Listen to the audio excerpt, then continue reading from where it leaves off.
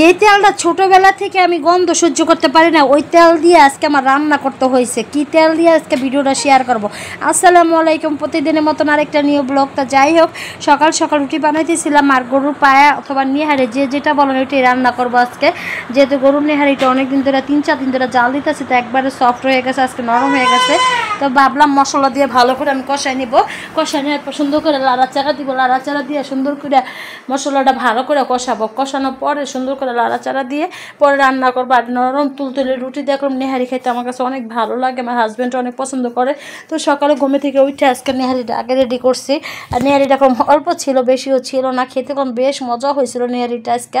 তা যাই হোক, সকালে এরকম একটা নাস্তা হইলে কম বেশ জমে যায়। তা যাই হোক, এদিকে নাস্তা আমি রেডি একবার পুরো রেডি করে নিয়ে আসছি। একবার নেহারিটা দেখেন কালারটা যে কী হয়েছিল আজকে, খাবারটা যে এত মজা হয়েছিল বলার বাহিরে। আর আমি তো খাইতেছিলাম, একটু ঝাল ঝাল দিছি, অনেক মজা হয়েছিল।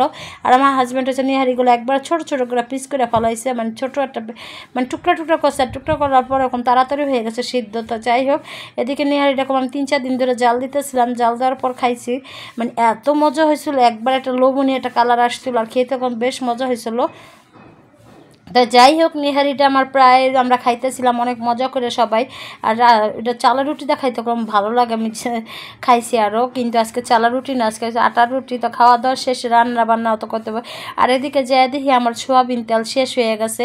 আর আমি সরিষার তেলটা একবার ছোটোবেলা থেকেই মানে গন্ধটা আমি সহ্য করতে পারি না। আর আমি কখনো মনে হয় দেওয়াও হয় না, জোর জুলুম করে হয়তো বাবা মা যদি ছোটোবেলা দিয়া থাকে, এটা হচ্ছে না বুঝছে কালারে দিছে মনে হয়। আর আমি এটা তেলটা এত মানে বিশ্রী লাগে, এই থেকে আমার কাছে কেরাসিন তেল তো অবশ্য সবাই চেনেন, ওই তেলটার মন আমি খাইয়ে ফেলাই, কিন্তু এত মজা লাগে গ্রান্ডা। আর কিন্তু সরিষার তেলের গ্রান্ডা আমি একবার সহ্য করতে পারি না।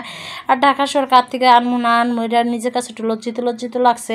এই জন্য ভাবলাম সরিষার তেল আছে, সরিষার তেল দিয়ে রান্না করে খাইতে পারলে খামো, না খাইতে পারলে না খামো। তাও আমি কেউ কাছে যাওয়া পছন্দ করি না। মানে আছে না যে অনেক সময় অনেক কিছু না থাকলে একজনের কাছে চাইয়ে আনা হয়, কিন্তু আমার এই জিনিসটা একদম অপছন্দ। যাই হোক, এই যে আজকে সরষের তেল দিয়ে আনছি। আমার ছোটোবেলা থেকে এই তেলটা একবারে অশান্তি লাগে আমার গ্রানটা শুনলে। আমি অনেক সময় আলু ভর্তা করলেও সরষের তেল দিতে চাই না, কিন্তু কেমন একটা বিচ্ছির গন্ধ লাগে। কার কার এমন আমার মতন হয় একটু অবশ্যই কমেন্টে জানাবেন। আর ঠিক অবশ্যই বলবেন কে কোথায় থেকে ভিডিওটা দেখছেন, অবশ্যই একটু কমেন্টে জানাবেন। তো যাই হোক, আজকে সকালের নাস্তা এরকম প্রায় অনেক মজা ছিল। আর এদিকে বিকালের নাস্তা মানে দুপুরে খাবারটা আজকে খাইতেই পারি না পারি আল্লাহ জানে।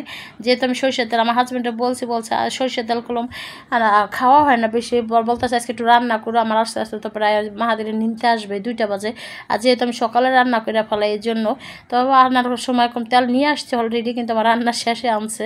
তো যাই হোক, যেটুকু আনছে ওটুক দিয়ে আজকে রান্না বান্না করবো। আর অর্ধেক রান্নার পর আর ভিডিও করি নাই, মানে আজকে মন মতন তরকারিও হয় নাই। তো যাই হোক, বিকেলের নাস্তাটাই দেখেন চা, রং চা, দুধ চা, দোনো চাই বানাইতে হয়েছে। এক বাচ্চা বলে রং চা খাবে, এক বাচ্চা বলে দুধ চা খাবে বিস্কিট দিয়ে। যাই হোক, দোনোটাই বানাইবো না, এই বাচ্চাদের দিলাম রেডি করে বিকেলের নাস্তার জন্য। তো আমরা বিকেলে নাস্তা চাটা আজকে অনেকদিন পর চা আমার মানে একবার খাওয়াই হয় না, আপনারা বিশ্বাস করবেন না করবেন, কিন্তু চা খেলে আমার গ্যাস্ট্রিক অনেক প্রবলেম হয়, এই জন্য আমি খাই না চা সহজে। তো বাচ্চারা বলতে চাইছে একটু চা খাইবে। তা যাই হোক, চা খাওয়ার পর বাচ্চাদের একটু ফল টল কেটে দিলাম। ভিডিওটা কেমন হচ্ছে অবশ্যই একটু কমেন্টে জানাবেন। সবাই ভালো থাকবে, সুস্থ থাকবেন, আল্লাহ হাফেজ।